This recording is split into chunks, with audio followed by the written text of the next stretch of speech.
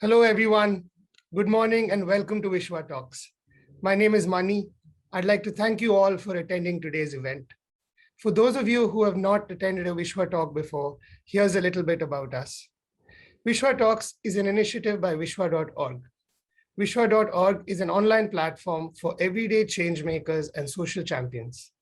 It's a crowdfunding and crowdsourcing platform that is aimed at helping anyone find the support they need in their efforts and endeavors to help themselves and to make this world a better place. Vishwa Talks are a series of weekly webinars hosted every Saturday that are focused on gaining in-depth knowledge from the experts on a wide range of topics that are pertinent to the current context. Today's Vishwa Talk is brought to you in collaboration with Parampara Foundation. And I'm very excited to introduce our speaker today, Sri Ramachandra, who's a Sadak and a Sevak, and as a Sevak, serves as an administrator at Sanatanan Siddhashram, Birbhum, West Bengal, which is a traditional center that is dedicated to the practice of ancient Baul tradition and propagation of its philosophy. He has recently published a book titled Devi Bhakti Tarangani, which comprises devotional poetry dedicated to the Divine Mother. He writes essays and articles related to spiritual practice and spiritual traditions. As a guest faculty, he delivers lectures on the subjects of yoga and Indian spirituality. Now, before I get started, I'd like to mention that our speaker will take questions from you after his main talk. So please raise a hand or type your questions in the chat. Now, without further ado, if I may please ask our speaker today to start today's Vishwa Talk. Thank you so much. Pranam, namaste. Is it audible, Maniji? Yes, it is. Okay. Yes, it is.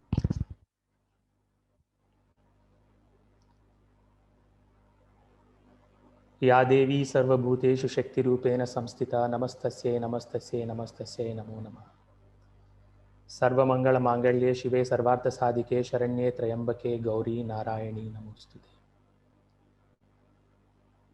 I offer my pranams to the Divine Mother, the Supreme Goddess, whose most glorious festival, which we have just concluded in the form of Navaratri, the 9 sacred nights, which culminates into the victorious day of the Vijayadashami. It's quite a task to cover a vast ground and reflections on Mother in the span of 30-40 minutes, but we will do our best, and I hope and I pray to Mother that she guides us in this exchange and in this interaction.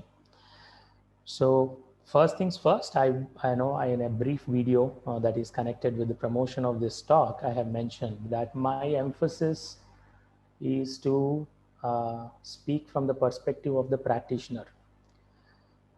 Though the scholarship is very essential, it cannot be put aside. I will also make an attempt to give a backdrop in some form of, if not historicity, some form of looking at the ancient dawns of the origins of the Divine Mother in our culture, in our collective destiny of the people of India, people of Bharata, right? I will also try to reflect a little bit on that. But as she guides us, probably somewhere we will mend here and enter into the terrain of the practice and reflecting upon her as the source of our inspiration and the Shakti that infuses us to move, to act, to think, to be inspired, and to make a most out of this beautiful life and draw and extract the meaning and purpose, right? And that is what Shakti is. That is what we define Shakti as. You take that Shakti out of the equation and the life looks pretty insipid. So as the devotee and as the seeker and as the sadhaka of the Divine Mother, we are expected to be enthusiastic and we are expected to be driven by her Shakti. So I pray to her that she allows us to reflect upon her in those realms and in those domains. I would like to take a brief detour, before, because I think our perception of the gods and the goddesses is plagued and with a lot of preconceived notions and preoccupations and prejudices and Are they there? Are they real? Or are they all part of the ultimate Brahman? Are we supposed to look at them as non-entities? Are they the conceptualization and the imaginations of the human mind? And therefore, it is the superiority of the human mind that really conceives their validity.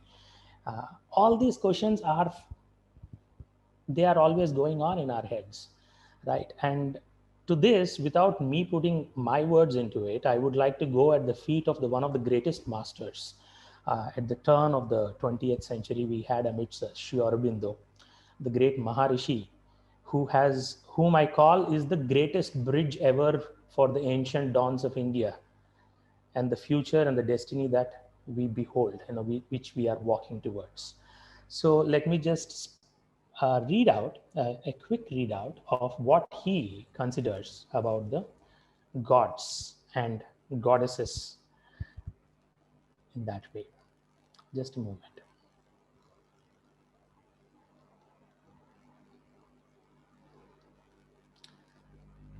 So Sri Aurobindo is speaking, he's talking, somebody has asked him a question, and to that question and answer, he is responding. He's saying, he says, our genius of the race of the humans and the nation, etc. They are telling that it is the genius of this that has created the gods. To this, Sri Aurobindo is responding. All this explanation about the genius of the race, of the consciousness of a nation creating the gods and their forms is very partial, somewhat superficial, and in itself a misleading truth. Man's mind is not an original creator. It is an intermediary. Please note, it is an intermediary. To start creating, it must receive an initiating inspiration, a transmission or a suggestion from the cosmic consciousness. And with that, it does what it can. God is, but man's conceptions of God are reflections in his own mentality, sometimes of the divine, sometimes of other beings and powers, and they are what his mentality can make of the suggestions that come to him. Generally very partial and imperfect, so long as they are still mental, so long as he has not arrived at the higher and truer, a spiritual or mystical knowledge. The gods already exist. I'm repeating that sentence. The gods already exist. They are not created by man, even though he does seem to conceive them in his own image. Fundamentally, he formulates as best he can what truth about them he receives from the cosmic reality. An artist or a bhakta may have a vision of the gods, and it may get stabilized and generalized in the consciousness of the race. And in that sense, it may be true that man gives their forms to the gods, but he does not invent these forms. He records what he sees. The forms that he gives are given to him, right? So these are some of the most prolific statements about who these gods are, who these goddesses are, who these higher beings are, who these spiritual beings are. And I think the most importantly, what he's saying is that gods already exist, and it is not the man's mind which is capable of creating them out of their own genius. At the best, the man's mind or the human mind is only an intermediary which can receive the inspiration. Last sentence where he says, at best, he sees them. That is, we are drashtas, not even we. In our current race and in our Kali Yuga, we do not even have that capacity of being the drashta. We are far from, we cannot look at our own relatives and recognize their own truth. Forget the gods and our capacity to evaluate them on those lines, right? And he's talking about the seers and the sages and the saints who had this ability to elevate themselves into the intensity of altitudes of consciousness which we cannot fathom. And from there, they are seeing. That is the true seeing. It's not mental seeing. It is not being seen from the conceptions of our mind, mental constructs. This is as it is. Like the Vedic seers have seen the Veda mantras. Like that, they are seeing the gods. And they have rendered it in the form of the human inspiration. So we give them the forms of the hands and the legs and all of that. And we think, oh, they are like us. Eventually, we think we are the ones who created them. So our stupidity is endless and their grace is infinite. That's how we row our boats in this ignorance. Well, coming straight to the point, the goddess is very ancient. I am not at all a fan of this pre-Vedic era, Vedic era, post-Vedic era, Upanishadic era, and all that is for the scholars. Let them enjoy their gymnastics on these aspects. I duly respect them. Sometimes they bring phenomenal amount of value. At the same time, the shadow of that value comes along great amount of confusion. In trying to fit in the aspects and the concepts and the visions and the truths which are not temporal in the realms of the time and the temporality. And that's where this confusion comes. Oh, our Bharatiya civilization, we have yugas, and we have yugas, we have cycles of the time. So then they will try to grasp that cycle and try to put it somewhere in the CE, BC, AD, DE, what all other alphabets. But it never makes any sense to us, the way we worship and the way we connect. The time is eternal, Sanatana. The time is also ever present. So they are currently there. They are not a historicity, right? As Sri Aurobindo is mentioning. These are the archetypal truths who shape our own destiny by shaping our own thought process, our own viveka, our own buddhi, our own intelligence. So the ancientness and the antiquity of the gods is way beyond than the appearance of the human existence and the human mind itself. They are the ones who have emanated from the Hiranyagarbha. They are the ones who have come out as the, like you are all, some of you must be entrepreneurs. You must have started your business. At that point in time, you would have said, oh, I am emerging out to be a business, manager. I'm setting out my business. I'm setting this enterprise. And you will say, you know what? I will only do all my work. I will be the CEO, I will be the attendant, I will be the peon, I will be the clerk, I will be the chartered accountant, I will do my files of the tax returns and everything I will only do. But the moment you will see the scaling up has to come, the moment you see the necessity that you have to make this big endeavor and enterprise, then you will start hiring people, right? Then you will say, oh, I will hire a chartered accountant who is specialist. I will hire a marketing person. I will hire a salesperson. Similarly, when the emergence has happened, when the truth has emerged, in whatever the timelines that we conceive of, the specializations are to be there. So these are the forces, the specialized forces, what is conceived in our view are the archetypal forces which have shaped the destiny. They have their special realms in their own hierarchy. So those are the gods and goddesses, and this is what we are always knowingly, unknowingly impacted with, not only with the gods and goddesses, but their shadows of the forces of the darkness and the falsehood at the same time. So if you actually take this wonderful image of the Ksheerasagara Mathanam, where the Devas and the Asuras are fighting it out to, get the nectar of the immortality, that is where the whole creation is happening, right? In one form of the Puranic endeavor. And from there, so many goddesses emerged, Shaktis have emerged, right? What did they do? They all took up a role in the whole cosmogony and making their specialization. Somebody came for prosperity, Kubera came for material wealth, and etc., all of this. So when the very creation has happened by the effort of the forces of light and darkness, and when we are an integral and inevitable and inextricable part of that creation, how can we be bereft of the forces of darkness and the light?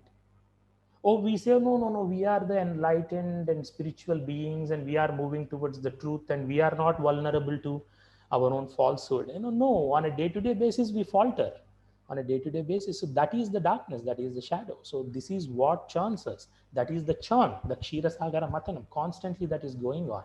Look how powerful are these archetypal narratives, what we conceive them as the Puranas, right? So the gods and goddesses right away from there. So the Vedic gods, and even they, people have actually, scholars tried immense, so-called scholars tried, made an immense amount of effort to say that no, Bharatiya culture was not so Shakti oriented, it is patriarchal, so therefore it's only gods who have been worshipped, etc., and all those things. We have the Gayatri, Savitri, Ila, Aditi, so many of the Vedic goddesses, very ancient ones. They are the very chandas, they are very rhythm of the mantras. If they are not there, there is no rhythm of the mantras. If they are not there, so who is the Ela? Who is the Aditi? You know, these are the higher illuminated planes. So they are very much there. And if you were, I would strongly recommend the audience and the viewers here to please do, you know, refer to Sri Aurobindo's Secret of the Veda, where he is bringing in this truth in a much more psychological way, which is more accessible to our modern day mind, and wherein he establishes the inevitable imprint and the authority of the goddess, even in the Vedic realms. And then we have moved within the Vedic realms into the Medha Suktam, within the Vedic realms into the Durga Suktam, you know, which traverses between the Vedas and the Upanishads. And that we invoke the Devata, the goddess, the great goddess, the Durga, we call Jata Veda se Sunavama Soma Marati Yato Nidahati Vedaha Sanah Parishadati Durgani Vishwa Naveva Sindhum Duritat Tyagnihi Tam Agni Varnam Tapasa Jvalantim Vairochinim Karma Phaleshu Jushtam Durgam Devi Gum Sharanamaham Prapatye Sutara Sitara Se Namaha. Right. So Tam, and look at the power of the God. Tam Agni Varnam, you are the fire. Your Devi, your color is like that fire. And she is the one who is traversing us through the sagara of the samsara. And without her grace, and she is the Jata Vedas. She is the mother who is giving the birth to the Vedas. Vedas are eternal. At the same time, she is the one. She is nourishing, she is giving birth. Right.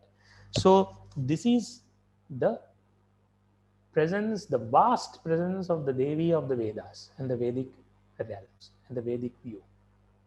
And then there were many transitions that have happened over the period of time. One of the other most earliest conceptions of the mother that was parallelly and that was probably co-evolving was that of the Matrikas. And these are one of the most ancient forms. And these matrikas are the mother deities, were many, countless in number. But eventually this got kind of consolidated to the Saptamatrikas or the Ashtamatrikas, they would say. So you would have the Indra, you would have Indrani, Vishnu, Vaishnavi, Raudri, like that. So there are 8 of those matrikas. And these are some of the most ancient conceptions of the Divine Mother who have ruled our consciousness. And you would still see their worship their exclusive worship kind of got diminished. Or I wouldn't say diminished, finally got integrated into much more later streams that have emerged. I will speak about those later streams. But if you go to Nepal even now, you will see the Ashtamatrikas are being worshipped. And in some of the schools and some of the thoughts, the Ashtamatrikas would again have 8 yoginis each of them. So 8 into 8 becomes 64. So the 64 are the Chaushat yoginis. So even there is still, even now, the popular temple in the Orissa, I think, the Chaushat yogini temple. So these forms and these powers of the mother have ruled our consciousness very solidly for many hundreds of years. So they were to be invoked in everything that was worshipped. And their worship was also very fierce. Our current cultural sophisticated mind is too weak to approach it. And even now, if you go to Nepal, you would really wonder how to connect with it in a way. So, but they are these fierce forms of the mother, and not all of them are fierce, but at the end of the day, however fierce, it is our mother, right? So that is how it is. And so these matrikas and these yoginis formed a very important aspect of the pantheon of our deities. Somewhere these transitions have happened from the Vedic and the Upanishadic period. A very what we need to remember is that when we call our own dharmic cultural inheritance as a Sanatana Dharma, the Sanatana doesn't mean eternity from the perspective of there is no beginning and no end. That is for sure. That is Sanatana for sure. But we continuously had innovations which are spiritual innovations we continuously reconceptualized our own vision of the truth. And we tried to conceptualize and innovate our ritualistic methods in the process of worshipping this truth. So from there, somewhere we had this very solid presence, which I think is even now what we call Hindu religion or Hindu dharma, is predominantly infused with the presence of these deities, or these are called Shanmatas. So the Shanmatas, you would have Shaura, that is the worship of the sun, Ganapatya, Kaumara, which is the Skanda, Kartikeya worship. And then the most popular ones, Shaiva, Vaishnava, Shakta, right? And these are the six, you can call them as the matas. And again, when you call them religion, somewhere it gets really, constricted. But when you look at it as the mata, means the mata has to do something with the mati. The mati has something to do with your mind, the way you are perceiving things. So what you believe, what you anchor yourself in, and how do you connect with the reality and the truth. So the Shanmatas emerged, and you would see that out of this, the worship of the sun, even now the Konark temple, if you would visit, that is nothing but the had to do with the worship of the sun.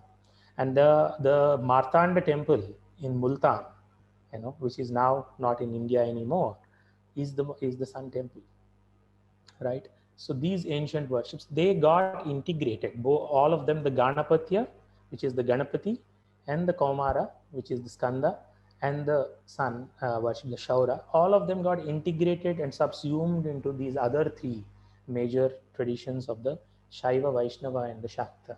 And they have infused their presence. So therefore, they have not vanished anywhere. So you can see how beautiful it is.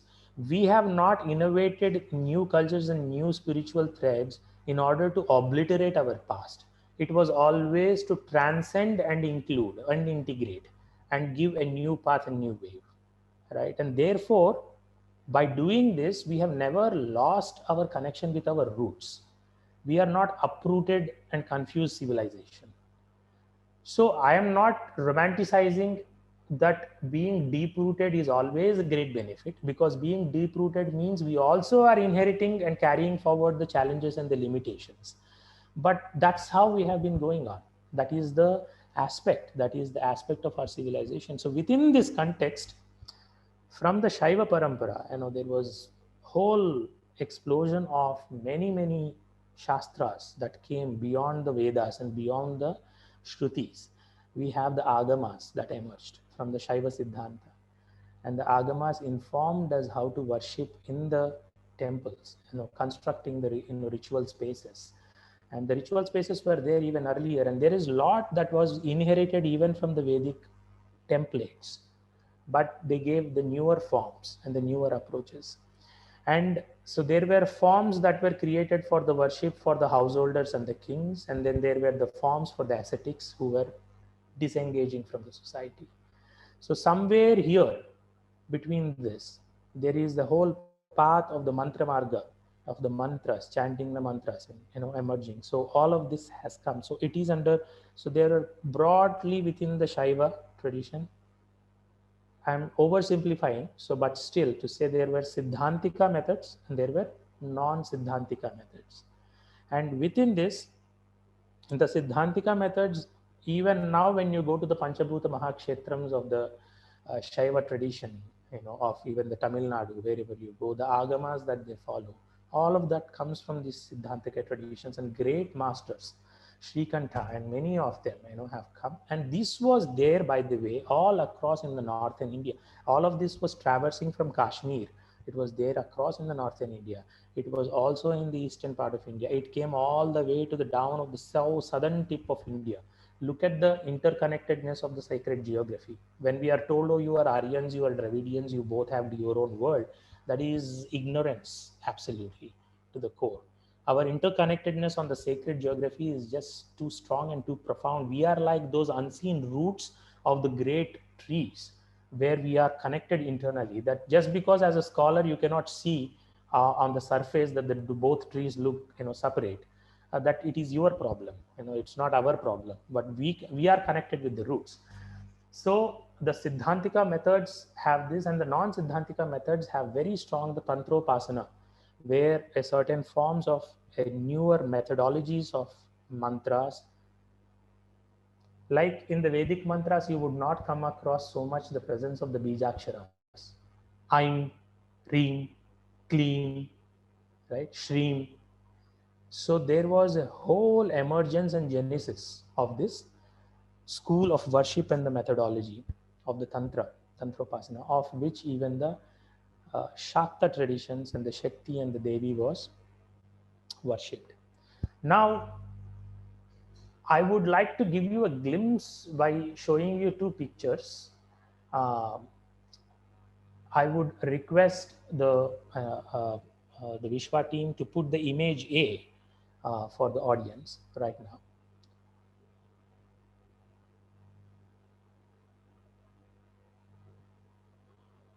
I have shared two images with the team. Image A.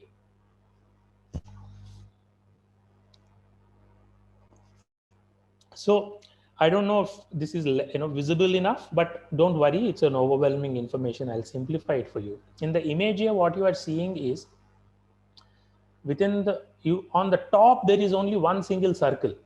That is where Shiva and Shakti are united fully. You see, and then you will see gradually that becomes two with an overlap. So Shiva and Shakti are separating a little bit, but they are not yet separate still.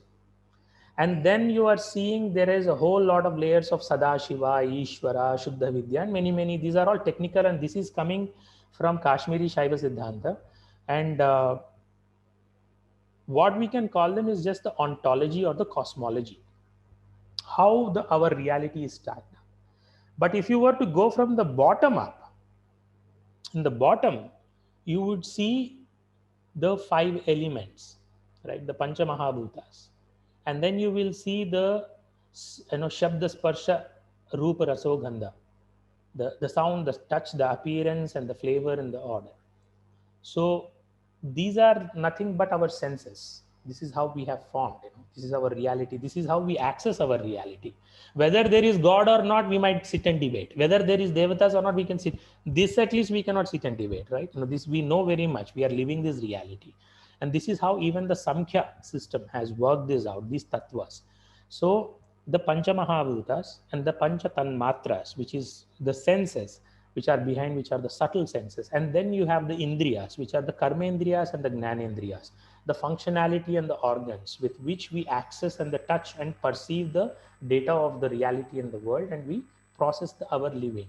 And then you get the Manas, Ahankara, Buddhi. I'm not going to go into deep into this. So the Purusha, this moves, the Manas is where the mind, what we perceive, goes out into the world through the senses of the Karmendriyas and Gnanendriyas, and forms and touches the world through these five subtler senses of the Shabda, Sparsha, Rupa, Raso, Gandha. And then the whole grosser manifestation of the tattvas or the Pancha Mahabhutas are experienced. Now, after experiencing this, the mind has to act, right? But if mind has to act, there has to be a center on which it is centered and it has to act. What is that center? At least for temporarily, that center is the ahankara. If I am not calling myself I, then for whom am I working? For whom am I living for? For whom am I experiencing this reality? So that I is the ahankara. And that ahankara in conjunction with the intellect, buddhi, says, oh, this experience is good for me, this experience is not good for me. This is the intellectual discrimination that the buddhi gets, the discernment, the viveka. Right. And all of this is again controlled by the prakriti. You can see that. And the prakriti works through the trigunas, which is the sattva, rajo, tamo gunas. And the prakriti is in conjunction with the purusha and prakriti. So this is the dance between the purusha and prakriti all life till here. So who is Purusha? Everybody, each one of us know that as I am speaking, there is something witnessing me speak. As you are listening to me and as you are paying your attention, something within you is witnessing, that you are listening and you are paying attention. This witness state, which is a non-participant but still an observant, this is the Purusha. You can go and inquire into the depth of the Purusha further and further. This is the sense of who am I? that great Sri Ramana Maharshi asked that question, who am I? Right. So that is the Purusha. So this, from there on the top, the single circle till this, it is Shiva, fully Shiva. And there is nothing else but Shiva and Shiva only, the Shivoham. But if Shiva has to experience oneself like this, he cannot do it. There has to be some magic that has to happen. First, the indivisible, infinite Shiva has to create the other, so that only when the other comes, the experience is possible.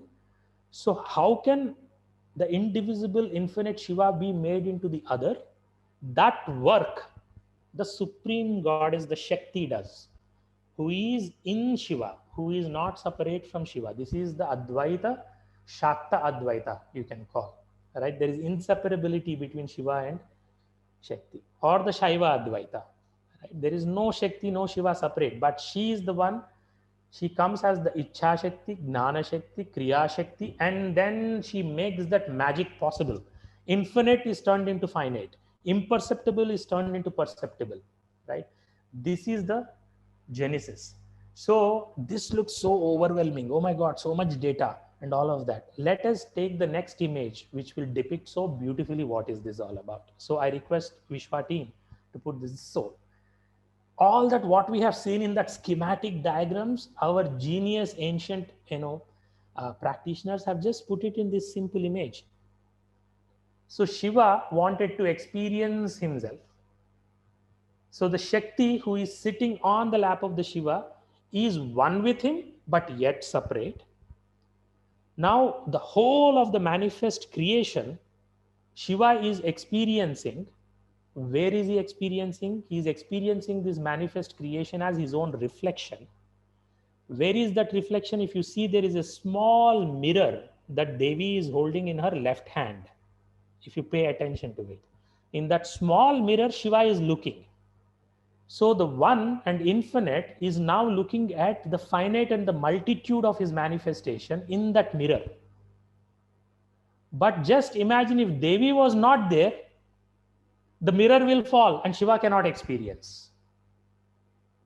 So the experience giving is possible totally because of Devi. And that experience giving is what we call as the Shakti. And that is the supreme goddess about whom we have been talking today and meditating upon. So this is the beauty of the Shiva Shakti philosophy, and this is where Devi emerges as well, right? So now I would like to stop the share screen option so that I can appear and again connect back with you all. Right. So this is the beauty, right? Now I hope you have got the grasp of where we are heading towards, and so this is. And if somebody says, what is Tantra? And then we are like totally, spinning in our heads. So Tantra means this and that, this Prayoga, that aspect, everything is Tantra. That's fine. Tantra means essentially Shakti in action, right? And to put it even more simply, Tantra means Shiva Mukokta Shastra. That Shastra which has emerged from the mouth of the Shiva. And who is listening? Shakti is listening. And who is the witness? Vishnu is the witness. This is how the Nath Parampara also describes what is Tantra means nothing. Shiva Mukokta Shastra. In this, Shiva has described all Vidyas, every Vidya. It might look for us, oh, this is very sophisticated Vidya, all these wonderful sculptures and this beautiful intellectual description I like. No. Every single Vidya in the Tantra, it is described. It might look very odd for you suddenly, but even if there was a Vidya that has to say, oh, I have this desire and I want to get this particular position in my being, there is a certain mantra and there is a certain process. And say, it is not discriminating, this is good, this is bad. No, it is a technology, totally neutral technology of the Mantra Shastra. The discernment and the value system and why you should do, which karma you should follow, what it is in your mind. And that the Dharma Shastras and everything else gives you a perspective. What is the purpose of your life? Why you want to use this mantra and get caught up in this world? Or why don't you just work for using this same upasana to liberate yourself and become far more freer and experience yourself as an unlimited being? That also Shakti can bless you with if you have that aspiration. But Tantra is neutral. It is there only to enrich your experience of life. and give you the multitude and infinite possibilities, right? So I think there are only 5 more minutes, and I won't uh, stretch beyond this. And I think it's been 35 minutes or so here. Um, uh, but as in the last phase, I would like to touch upon. So Devi is worshipped.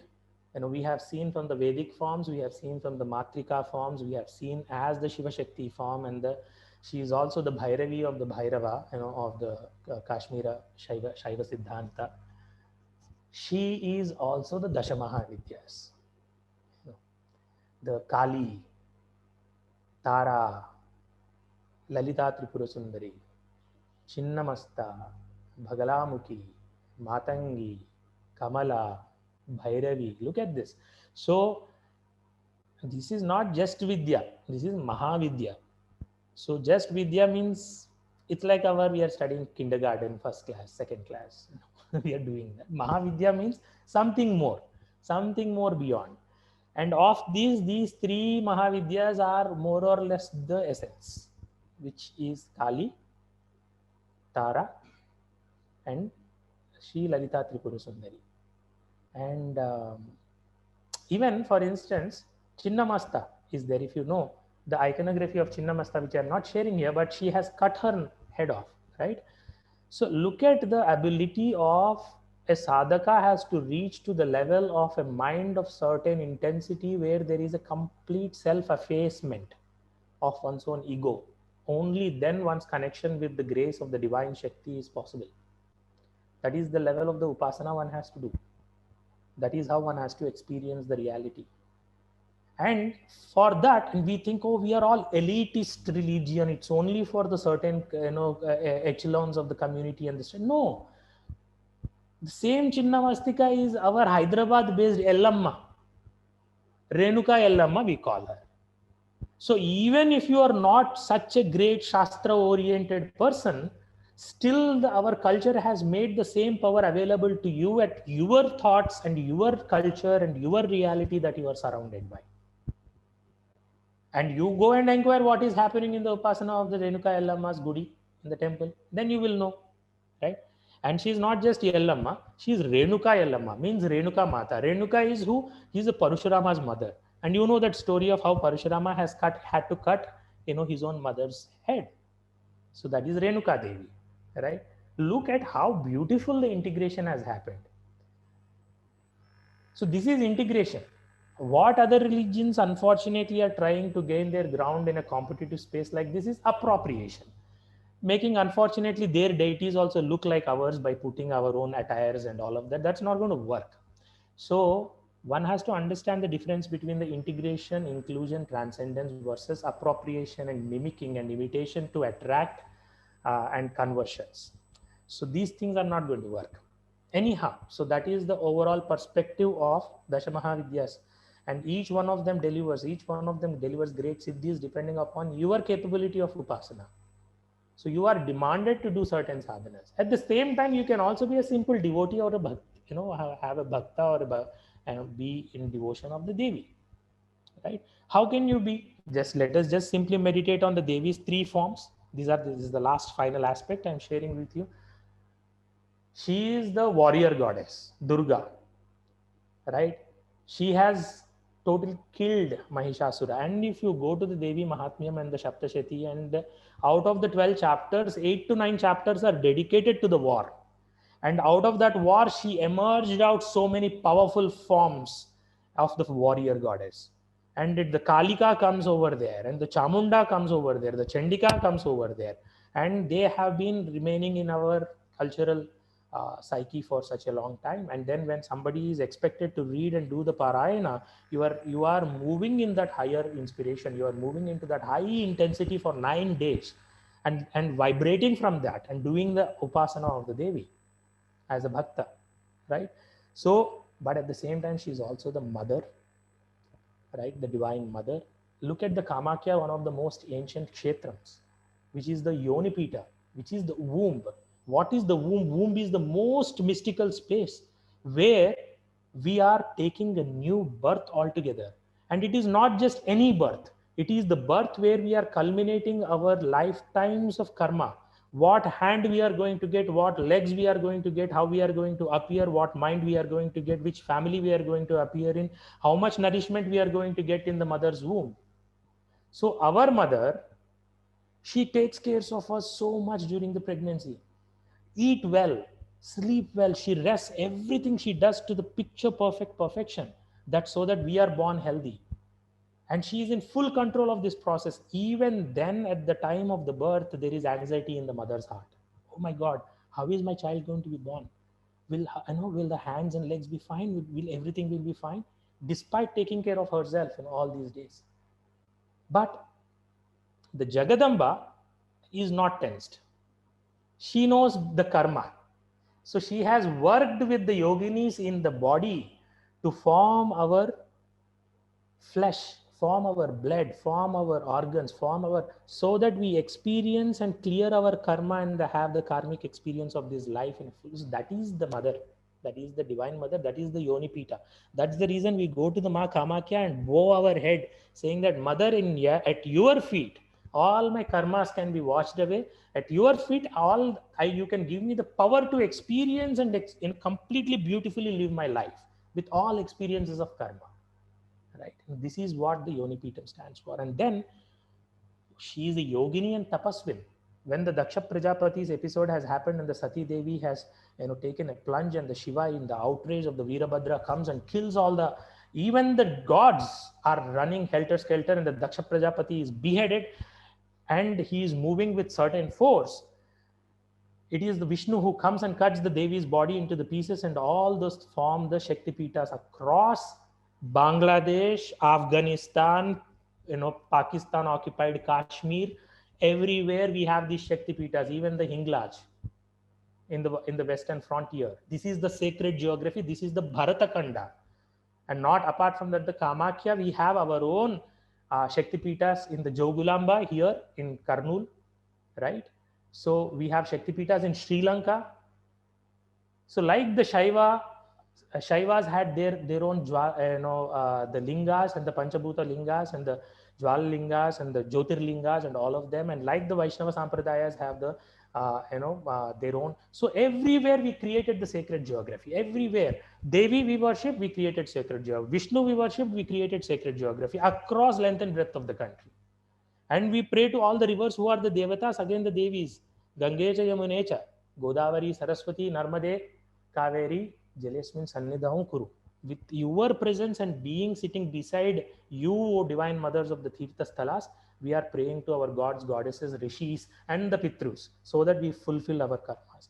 So she is the yogini, because after that episode, when she is worshipping Shiva to get married to him, she goes to the forest and plants, not even forest, she goes to a place and plants whole forest around her doing the tapasya for thousands of years, and the forest grows around her.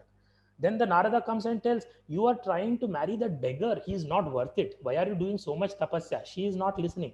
Finally Shiva himself comes and tells in a disguise that don't go for that sannyasi, that bairagi who is sitting in the smashan. What fun you will get by marrying him? But she does not give up her single pointed focus on the ultimate truth and the Gnana. Shiva is what? Gnana. He is the ultimate Gnana, he is the ultimate Guru, he is the third eye for all of us, where each one of you are putting your bindi also, right? That is what we are. So that what we are getting is Shiva, right? And for that we need to pray and do the tapasya like Devi. So our mother is the divine mother. Our supreme goddess is the warrior. Our supreme goddess is also the yogini and the tapaswini. With that, I conclude my talk and open it up for the next part of the session. So thanks a lot to the Vishwa Talk for giving me this wonderful opportunity to share my thoughts. Jai Ma. Thank you so much. Thank you so much, Sri Ramachandra ji. If I am not mistaken, you've written a book which is out, and we can actually buy it and read it. If you would like to say a few words about that, please. Yes. I don't know how to reach out to you all, but I will. So there is Devi Bhakti Tarangini is just a small book of the divine. It's a poetry for the Divine Mother. It's a poetic offering of 20 poems written in English. So I have written them, and it is available in the Kindle format as well. And I will be sharing the link with the Vishwa team so that if there is a follow-up query that comes, you can do that. You can find this in Amazon also. And if you were to take down the phone number of mine, it's 9717 333 669. I repeat, 9717 333 669. So you can reach out to me here, and I can also enable a physical copy that can be sent to you and enable the purchase process. Thanks a lot. Thank you so much. We've also shared Sir's email ID in the chat box. So please do feel free to reach out to him if you're interested in picking up the book. Now, we are very proud to announce that the first fundraisers are up and live on our platform, Vishwa.org. We currently have 2 fundraisers on our platform. One of the fundraisers is by Roshni Trust, a Hyderabad-based mental health NGO. And Roshni is raising funds to help them in an initiative called Psychiatry at Your Doorstep. Roshni is raising donations to help take psychiatry to those people that are unable to leave their homes to get the help that they need. So please do donate, please do contribute. Every little goes a long way. We know that it's been a tough couple of years for everyone on the planet. And people are really in need of any help that they can get. So please do contribute whatever little you can. The second fundraiser is by Auroville Foundation, an NGO based in Auroville near Pondicherry that is working towards expanding the green cover across the region by reintroducing indigenous tree species to their native regions. Auroville Foundation is looking to raise funds for equipment and mechanical aids that can help make their work easier, work which they've been doing tediously by hand for decades. So far, having planted hundreds of acres of lush forest in what used to be dry, drought-stricken lands. What Auroville Foundation actually does is reintroduce indigenous species of trees that historically belonged in those climatic conditions that need very little care and thrive in those climatic conditions. If you see what we've been doing recently, we've been planting any species in any region. And we're having to take a lot of care of these trees, water them, and more often than not, we see them wither away because they are not built technically for those regions. So please do donate and help our partner NGOs fulfill the good work that they are doing and continue to do it. The link for these fundraisers you will find in the chat box. So please do check them out. Thank you for your support. Now, if you will allow me, I would like to request our founder, Mrs. Srivani, the founder and visionary behind Vishwa.org, to please say a few closing words, ma'am. Namaste, Shri Ramchandra Garu. Thank you so much for coming here and having this talk. Vishwa intends that our heritage is passed on to the next generation. And many times, this new generation has no clue about our past. It is people like you. You have put such a huge, we didn't give you enough time to talk. I don't think you covered everything you wanted to talk. But in this little time that we have given you, you have made it, you simplified the whole concept and initiated the few of us who have very limited knowledge into that pathway. Thank you so much. Thank you, Shivani. Thank you. Thank you to each of the audience for coming here to watch Vishwa Talk with Sri Ramchandra Rodam Garu. We wish that we will be able to put forward many more such talks to you, to give you a glimpse of our heritage. And thank you, Vishwa team, for putting in the effort to make this a seamless presentation to each one of you. And for those of you who have questions, after this program is over, you all are free to, you can raise your hands or you can put your questions in the chat box. If Sri Ramchandra Garu doesn't mind, if he has the time, he will answer. Yeah, I don't mind, but it depends on what is your uppercut on it, and if people are still around, I can take a Yeah. I think there were 3-4 questions more. After this program, you can. Right. Yeah, I just wanted to say a little bit about Vishwa. Vishwa is a crowdsourcing platform for social impact causes. It's for people like you, each of you who have come and visited Vishwa Talks. If you want to make a difference for our country, for our people, if you want to do something that you believe in, please, you can start a fundraiser in Vishwa Talks. And like you, Roshni Foundation and the Auroville Foundation have both started fundraisers. We would like you to support them because there are people like you who would like to make a difference.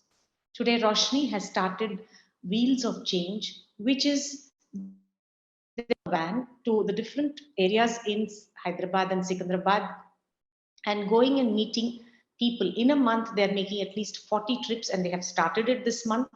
They're going to people who are at home, who have no access, who probably cannot even afford to come to the mental health psychiatrists or the counselors. And hundreds of people are benefited from it. Unlike other crowdsourcing platforms, which are looking at supporting one person, here we are supporting organizations who are making a difference at a different scale. We request you to please look at their fundraisers and do whatever little bit you can do, or share it with people that you know in your life who can make a difference. Similarly, there is very little. We have noticed in Vishwa, while doing Vishwa talks, that there is a lot of interest in education for the children, but very little respect is being shown to our environment. And here is a lady called Oronevi who has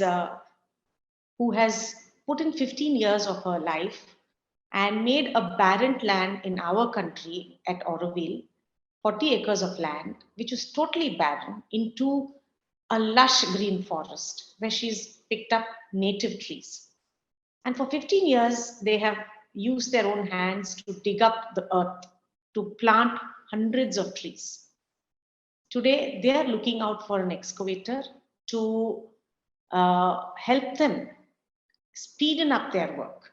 And if there is anyone who can either donate, or you know someone who can donate an excavator to them, or who can support them, please look at our programs that they are offering in lieu of helping them do this. Thank you so much, and we look forward to each of your patronage for Vishwa. With this, we close Vishwa Talks and we can continue with the questions. There are just a couple of questions that I see here. I'll go from the bottom. So I can see one from, there is an acknowledgement for you, Ramchandra Garu, saying, very aptly put, people like you are guiding us all back to our roots. That's an acknowledgement. There is one question Kuladeva, from Vishnu Ramamurthy Garu, saying Kula Devata only ensures the health of a Kula. It is Devarina that we need to repay. Thanks for emphasizing it beautifully. And that's not a question, but a statement. There is one here. Yogi Sharma Sharna to everyone. Can you kindly summarize how may a normal sadhak best make use of a visit to a Shakti temple and key occasions like Navratri? Most of us go without devotional intent, but do not have enough understanding of how to maximize our visit to the temple of the occasion. Very good. This was a very pertinent question. Temple visits are just becoming meaningless. We are having growing number of people in temples with diminishing devotion. So that's an ironical situation we are arriving at, and more or less all our temples are being turned into touristy spaces by what we even perceive as very favorable governments. Unfortunately, we are not having the base understanding of the what the temple in the kshetra. Temple is kshetra. Kshetra means it's a field of energy. Whose energy? Simple question. Whose energy? Devata's energy. So you are going to benefit from the presence of that devata there. So how did those people know that this devata is the most appropriate force that would fit in really well at this terrain? And that's how the temples have emerged. And some of the kshetras are swayambhu. because that means it very clear, like Kamakya. So if you actually visualize Kamakya, I know it's a temple. I don't know how many of you have seen it, but it's many temples. It's not just temples at all. The whole hill of the Neelachala, right? What is happening from the hill and the crevices? There is a stream of the water flowing. It is so feminine in its real manifestation. You understand? So it is the crevices, it is the spaces, it is the yonis, it is everywhere. The stream is flowing. That is the stream of the life. This is how the life gets nourished, even from the placental fluid that we get nourished. So this is what, and then as soon as we pray to the mother, we touch this finger. This is the water, right? This is the earth. This is water, the fire, the vayu, the akasha, right? So whenever we are praying, this is important. When we put the kunkuma for taking from the mother, and we are touching like this and putting it, so that is so that the connection is with this. So there are many of these aspects which we can explore as we go deep. But the question is simply your only and only interest, first and primary interest, when you are visiting the temple, as you are leaving your footwear outside and stepping into the threshold, you are putting your feet into the field of energy of the Devata. And that means every second you are going to spend there, depending on what is the level of your intuitive connection and the consistency with which you are connecting to the Devata, you will benefit immensely by the grace and the presence of the Devata over there. So this you should bear in your mind. Uske baad, then you look at how beautiful the temple, the pillar is, this is, that is, and all that is fine. But this, in the Garbhagruha, who is sitting, no, they are the kings and the queens of that place. So pay respect to them. With that intention you go, and there is a whole process. Usually when you are going, there are certain primary devatas and preliminary devatas whom you need to first bow. Then they will clear your ground, and then they will let you inside into the Garbhagruha. So this process you need to understand. And just like that, going is not going to be fun. If you do certain upasana of the devata yourself, if you are going to a certain Durga temple nearby, for instance, you simply do one thing, no? For over a period of 5 months or something like that, every Ashtami, which is the Tithi, which is the 8th day of the lunar day, lunar fortnight, you do the prayer to the Durga. You chant her name, and you do the worship very regularly. Identify which flower she likes. She likes the Jaba, the hibiscus. She likes even the Aparajita, the blue Aparajita, the Neela Aparajita. So offer that to Devata. So when you're personalizing and understanding them not as an abstract energy and entities who are emanating from some transcendental, no, they are personalities out there to connect in your house, in your household.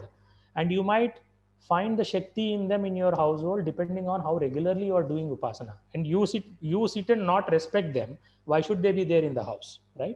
So you need to have that personal connection. Do the Panchopachara Puja every day. Means simple. Put the Gandham, Pushpam, Kumkum, Dhupam, Deepam, and Naivedyam. Little bit of a sweet, something that is made in the house. Don't get it from the sweets from outside. Do these things every day, little bit. Sit there calmly and do the Ashtotram, at least 108 names of that particular deity. So much is available. Itna to regularly karo, and then you visit the temple. What happens is this connection you have made personally through your sadhana, temple, it amplifies. The temple is an amplifier effect. So what you are going to sit and do your meditation here, if you sit and do the same thing after you have done it in the temple, you will achieve a consistency and meditation and clarity which is 10 times more, because there a bigger presence is there. There all the rituals are being worshipped. All the rituals are being followed. We just have this simple handedness of pushing rituals. Oh, rituals. No, rituals are very powerful. They are the connecting bridges. So do that. Then this is how you should approach the temple regularly. Then you will draw immense benefit, and you will know which temples work very well for you also. Thank you. One more question from Himanshu Madhugariya. You mentioned that Bija mantras are not from the Vedas. The most popular Navarna mantra is not derived from Vedas. Can you expand on the same? There is nothing to expand. It is just the Vedic approach is there, and Veda mantras are certain forms. And what one can understand is Vedas were not so much concerned about that individual who is sitting and doing the ritual.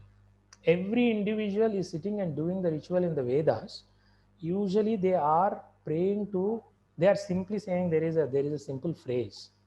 Just recently one of my friends also emphasized this to me during the sadhana process, a good sadhak, a very profound sadhak. He was telling me, he says that Veda is all about idam na mama, means I am not doing this for myself, this ritual. Then whom are you doing it for? I am doing this for Indra, Varuna, Mitra, and all these gods, and who are the organizers of the world.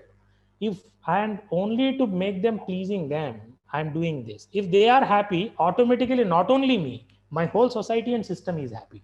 This was the vastness of the Vedic approach all the time. That is the reason the Vedic yagnas and all of that used to go for 7 days, 8 days, 10 days, and even months and years sometimes. So it is not so much about my benefit. By making them, pleasing them, I am also getting benefited in my process. In the Tantra and all of these approach, here the deities and the connection with the deities and all of this becomes very personalized. For this form of upasana, where there is a very personalization of your own sadhana and your own progress, what is called as the chitta shuddhi, simple but yet most profound phrase. Our mind is filled with impurities, you need to purify it, and for that process, this very personalized purification process, these mantras and these bija mantras and all of them play a very potent role in purifying your being.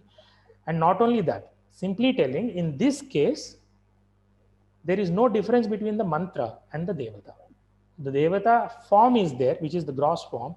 The sukshma swarupa of the devata is the mantra form. So when you are chanting mantra, you are doing nothing but worshipping the devata, and devata power itself as a vibration that is moving in your system. And then when that reaches to a certain level of peak consistency and intensity, then you are done with, your connection is done with. So then you will get mantra siddhi, devata. So these are all higher states.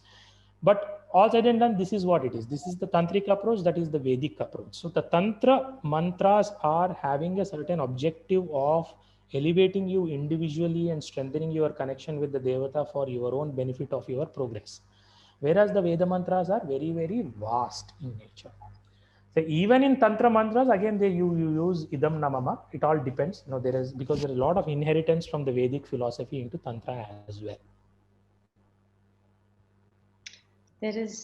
Thank you. There is one acknowledgement to you from Kaustag Nag, saying they've read your book. It's amazing, full of bhakti.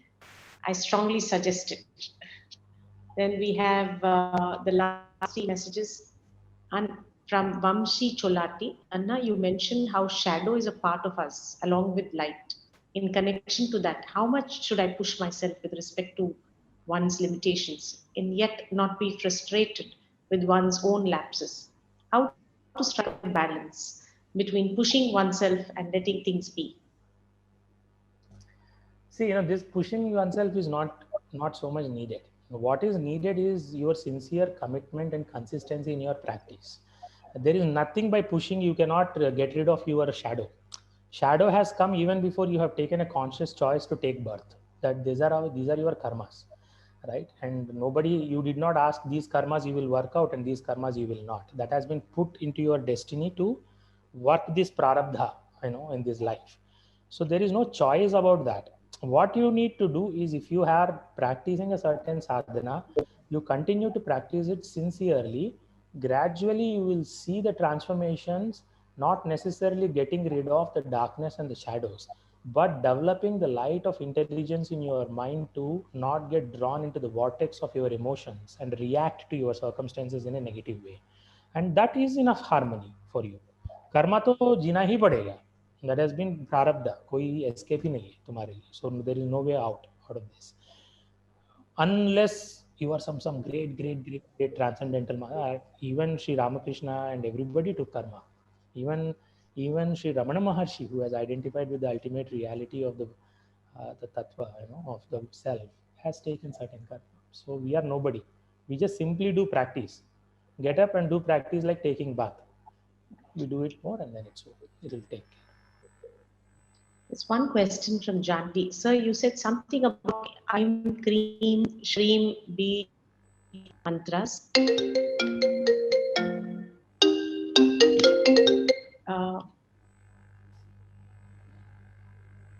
Please, can you expand more on this? So actually in the flow, this was a mistake I did in today's talk. I should not have said those sounds. Those sounds are not said.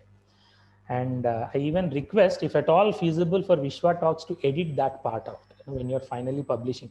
I'm just simply saying that because it's not good, for the public to engage in this. So it's good for them and for me also personally to, if you take that out. So there is nothing to expand in this. This is part of sadhana. If one is initiated in this process, they will understand these things. And thanks to Janavi for bringing that up question. She's saying sorry for it, but no, because you brought it, it occurred to me that I said this in the flow. I shouldn't have said that. So I request Vishwa team to just take that out. Yes, we'll do that. One last question we have from Aryani. Thank you for the wonderful session. Can you please elaborate the importance of Gayatri Mantra, Lalita Sahasranamam? How good is it to read them daily? Can women read these during periods? If yes, no, please let us know why exactly.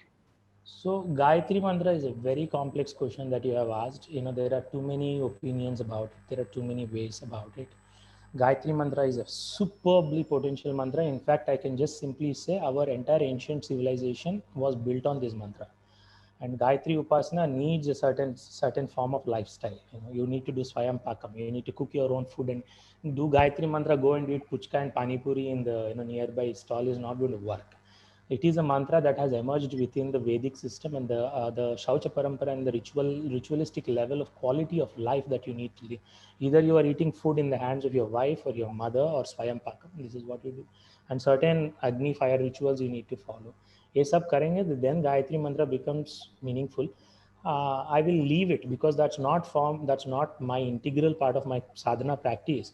You should inquire with the great acharyas, who hold the position on it. There are varied opinions about whether women can do it or not do it. Now coming to Lalita Sahasranama, again here also there are multitude of opinions.